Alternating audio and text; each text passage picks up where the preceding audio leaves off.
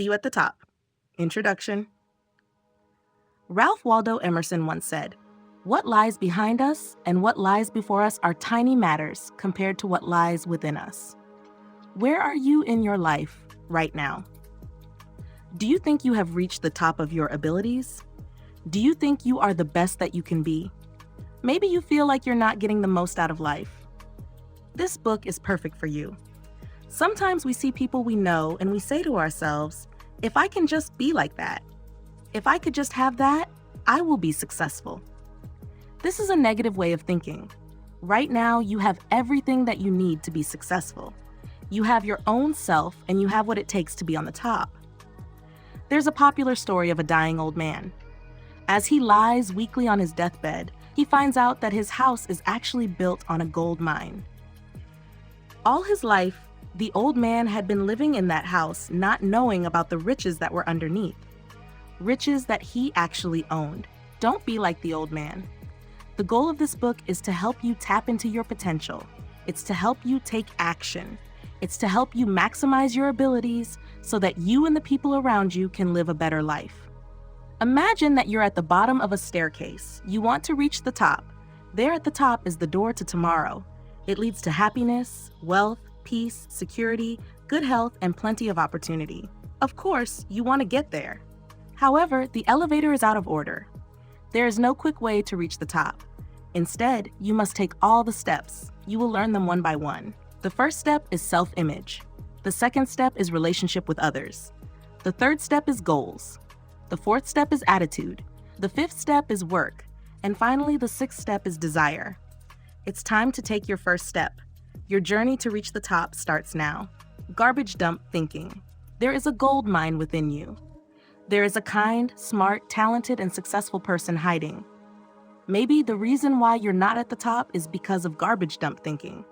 There is a saying that goes, "You are where you are because that's exactly where you want to be." Maybe you are broke. Maybe you are at a point where you are settling for less. Maybe you are not getting along well with your family or your colleagues. But is that really where you want to be? Is that really what you want in life? One way or another, you may be influenced by garbage dump thinking. Ever since you're a child, people are giving you negative ideas about yourself and your life. They are telling you that's all you can do, or that's all you can be. But that is not true. Stop taking the garbage that other people throw at you.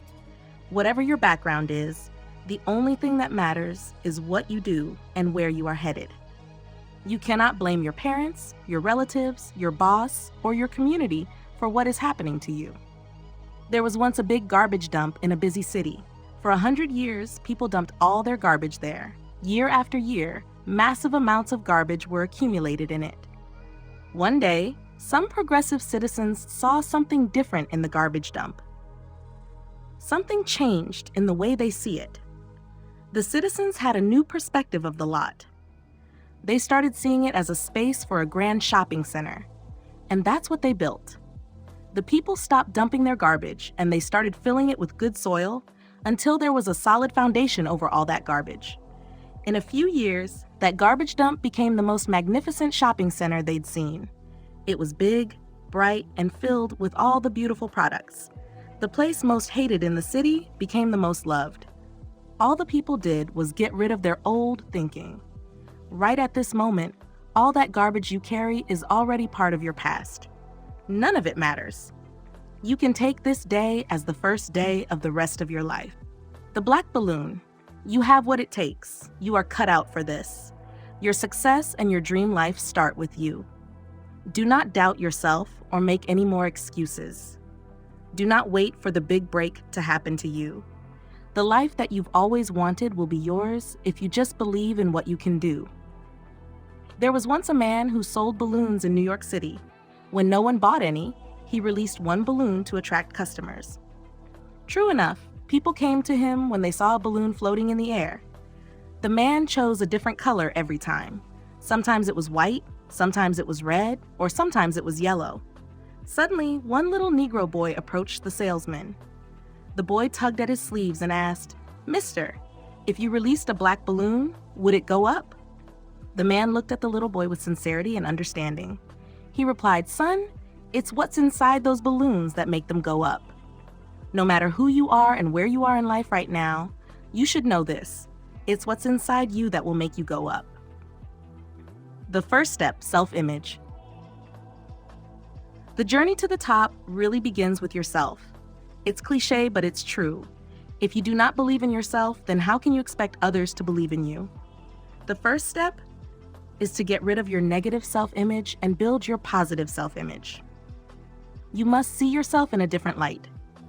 Imagine that one of your friends calls you one morning. He or she tells you, "Friend, don't be disturbed. I don't want to borrow any money and I have no favor to ask. I just called to tell you that you're one of the most amazing people I know. You are doing great things for your career and the people around you. I like being friends with you because I feel inspired and motivated to do better whenever I'm with you. Friend, you encourage me to be my best self. That's all. I hope we can see each other again soon." After hearing those words, you will surely feel better. You will see those positive things that your friend saw in you. Suddenly, your confidence will go up. You realize that you really can do amazing things. Once your image improves, your performance will improve as well. Now, there may be times when you feel unmotivated. There may be times that you yourself think that this is all you can achieve, that this is all you can be. Each time you do, you are stealing from yourself. There was once a talented painter named Emmanuel Ninger. He was very popular in the 1880s, not for his portraits, but for his perfectly hand-painted fake dollar bills. One day, Emmanuel was buying turnips in the local grocery. He handed the cashier a $20 bill. The cashier noticed that her fingers became wet with ink when she touched the money. She hesitated, but she let it pass. Emmanuel was a distinguished artist. Surely he was not a fraud. The cashier accepted the money and gave Emmanuel his change. Later that day, the cashier had second thoughts. During that time, $20 was huge money. She called the police. One police officer was convinced that it was a genuine bill, but the other one was puzzled about the ink that came out of it. They took a search warrant and went to Emmanuel's home. The police were surprised with what they saw. They found Emmanuel's workspace in the attic where he hand-painted and reproduced these fake $20 bills. They even saw $1 bill left hanging to dry.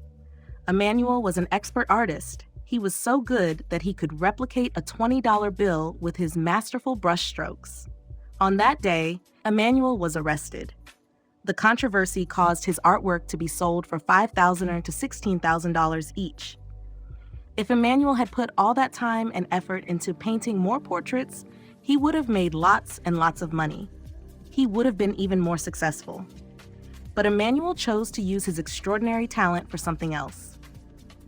Maybe there are times when you feel unproductive. There are times when you let yourself be mediocre. There are times when you let your bad habits and negative thoughts win you over. You know what they are, and you have the choice to change it. You have the choice to be a thief or to become a genius. Only you can lift yourself up. When you see yourself as this amazing person who can do amazing things, then you will perform well. Not only will your life improve, but also the lives of the people you value the most. The second step, your relationship with others. As soon as you take a positive self-image, your confidence improves and you perform better. The same is true with the way you see other people.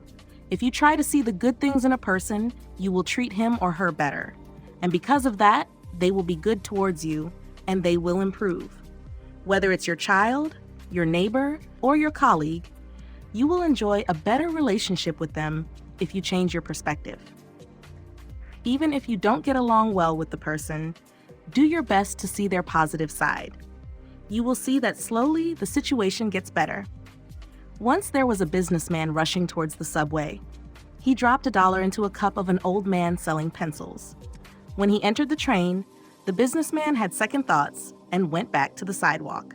He looked for the old man and took several pencils from him. The businessman apologized. He explained that because of his haste, he forgot to pick up the pencils he had bought. He hoped that the old man wasn't upset. After all, you are a businessman just like me. You have merchandise to sell and it's fairly priced, the businessman said. A few months later, the businessman went to a social gathering. A neat and smart-looking salesman approached him and said, "You probably don't remember me, and I don't know your name. But I will never forget you. You are the man who gave me back my self-respect. I was a beggar selling pencils until you came along and told me I was a businessman." That single encounter changed the old man's life. Like the businessman, you can also touch other people's lives in the simplest way. You might know a child, a neighbor, or a colleague who is having a hard time. Or you might have one person whom you don't get along with. Try your best to see the good in them. Maybe they only need to be cared for, to feel that they belong, or to feel that they are valued. Help them see that they are good, that they deserve to be treated better. Because of simple acts, you will see small improvements in the person. The way you see them is the way you treat them, and the way you treat them is the way they often become. What kind of children do you have? What kind of colleagues do you have? If you're a teacher, what kind of students do you have? It will make a lot of difference if you just change your perspective. The third step, goals. At this point, you have good self-image and you enjoy a good relationship with others. You work hard and keep yourself busy. But what for? What is it that you like to achieve? Goals are very important. Without them, you will be lost. You will be working without direction. There was once a biologist who made an experiment with processionary caterpillars. These caterpillars were blind. They followed the one that is in front of them.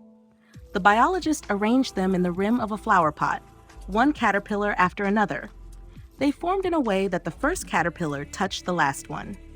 Inside the flower pot, the biologist planted pine needles.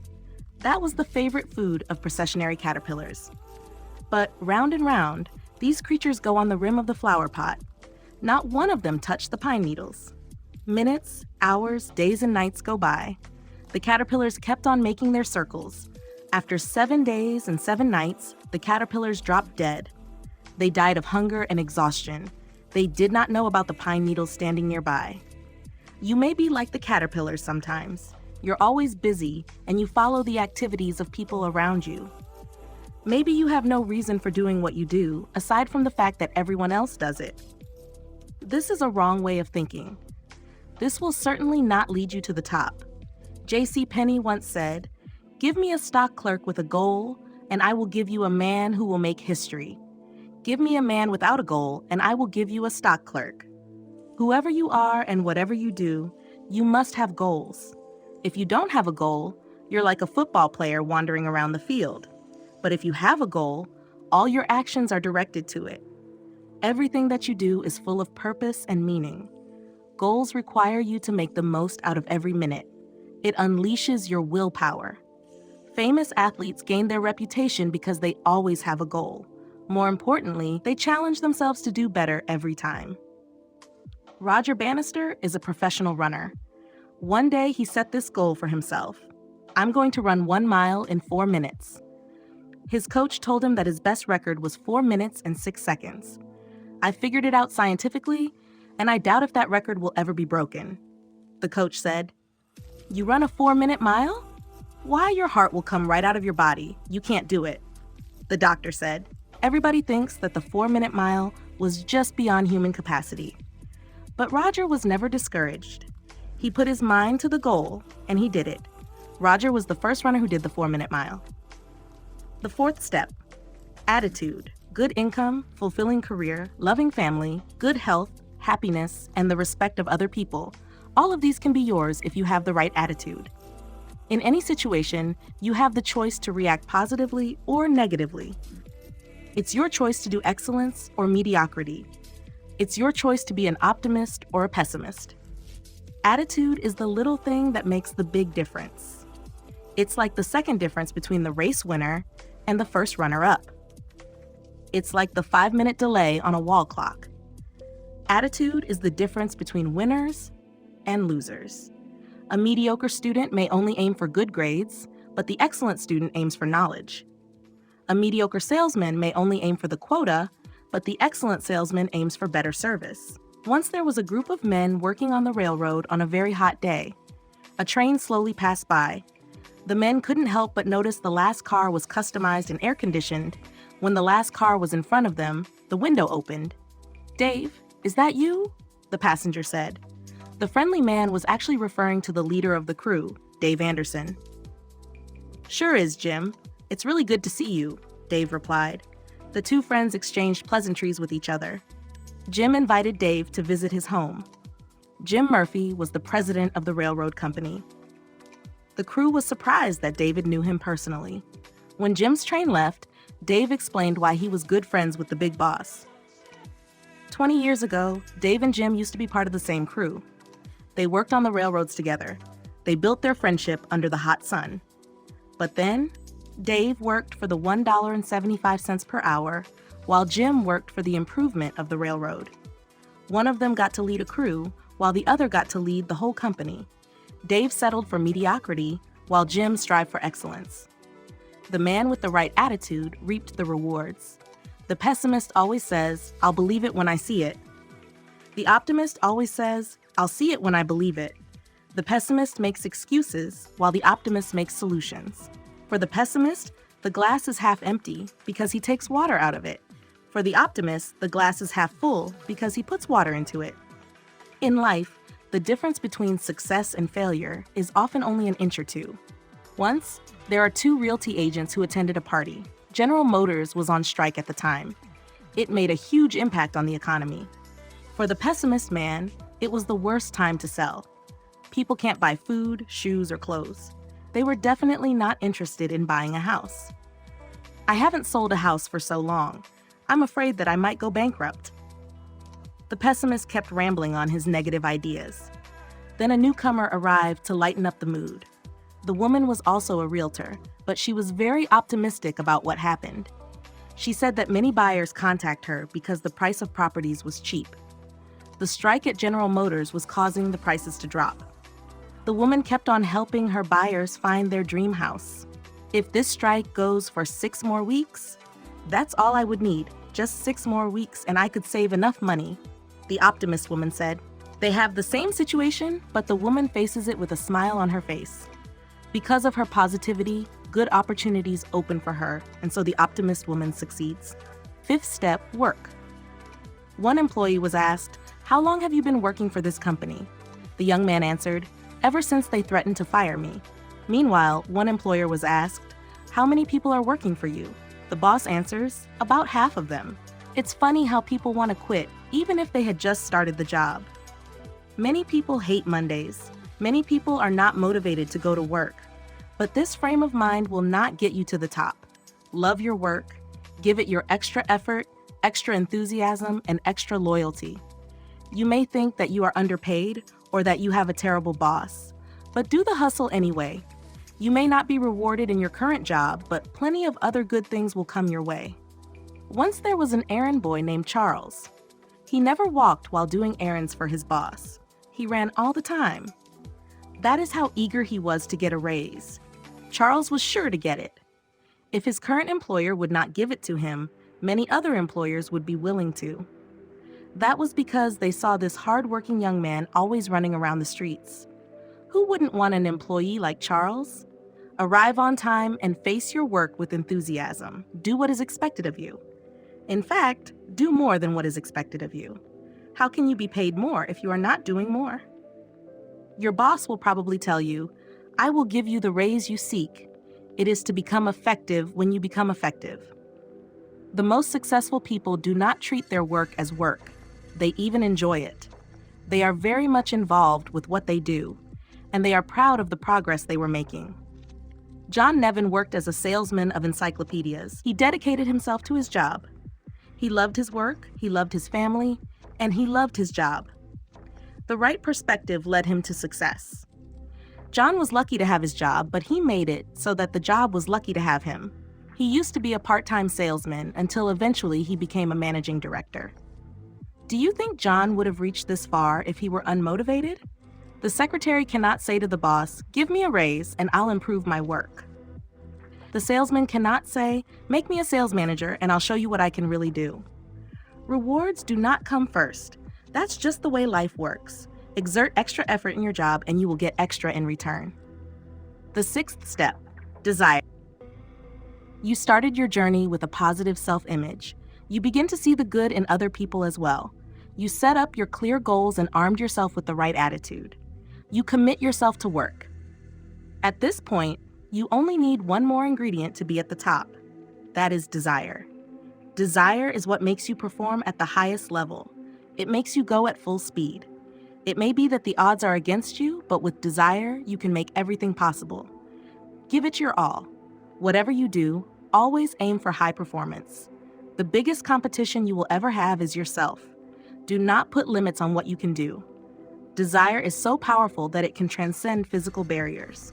Rev on the engine, and you will soon find yourself at the top. There was once a boxer named Billy Miskey. He has fought many strong opponents. He had competed for the World Heavyweight Championship. But when Billy was 25 years old, he was diagnosed with a serious illness. The doctors advised him to quit boxing. Billy didn't stop, though. Boxing was the only way he knew how to make money. His family counted on him. Billy continued to fight until he was 29 years old. At that point, he was already diagnosed with kidney failure. His health declined quickly. Billy became too weak to train at the gym or to find another job. He had no choice but to stay at home. Billy suffered from the illness, but he suffered more from seeing his poor family. Christmas was getting near. Billy really wanted to give his family a Merry Christmas. It was the least he could do for them. Billy took all his strength and visited his manager, Jack. He persuaded Jack to arrange a fight for him. The manager declined, but Billy would not take no for an answer. He knew that he wouldn't last long. This Christmas may be the last happy memory he would have with his family. Jack told Billy to get in shape, but Billy decided to reserve all his strength. He promised Jack to give it his all in the fight. Against his better judgment, the manager found a good opponent for Billy. The boxing match was to be held in Nebraska. Billy was to fight John Brennan, who was also a seasoned fighter like him. It was several months ago since Billy set foot in the ring. His body was weak, but his desire was very strong. He went home with $2,400. Billy spent all his prize money on the happiest Christmas celebration that his family had. On December 26th, he was rushed to the hospital. Billy died on New Year's Day. His friends could hardly believe it. Just 6 weeks ago, Billy knocked out his opponent in round 4. That is the power of desire. That is the strong power behind Billy's last punch. Conclusion: you learned about the 6 steps to the top.